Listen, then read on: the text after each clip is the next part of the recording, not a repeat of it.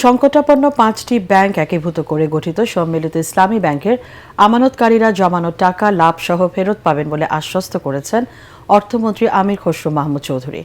সংসদ অধিবেশনে সংসদ সদস্য রেহানা আক্তার রানুর নোটিশের জবাবে তিনি জানান, এসব ব্যাংকের অনিয়ম নিয়ে ফরেনসিক অডিট চলছে।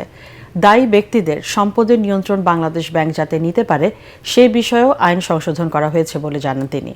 এছাড়া বিদেশে পাচারকৃত অর্থ ফেরাতে 9টি আন্তর্জাতিক আইনি প্রতিষ্ঠানের নিয়োগ প্রক্রিয়াধীন রয়েছে বলেও সংসদকে অবহিত করেন অর্থমন্ত্রী। নির্বাচিত সরকারের দায়িত্ব এটার সঠিক সমাধান দেওয়া। যারা আমানতকারী তাদের আমানত সুদসহ ফেরত দেওয়া হবে, তবে একটু ধৈর্য ধরতে হবে। আমি জানি তাদের অপেক্ষা করারও সময় নাই। মানুষ চিকিৎসার অভাবে মারা যাচ্ছে, মানুষ তার মেয়ের বিয়ে দিতে পারছে না। এটার দীর্ঘমেয়াদী সমাধান হবে নিশ্চিতভাবে, এটা বলতে পারি।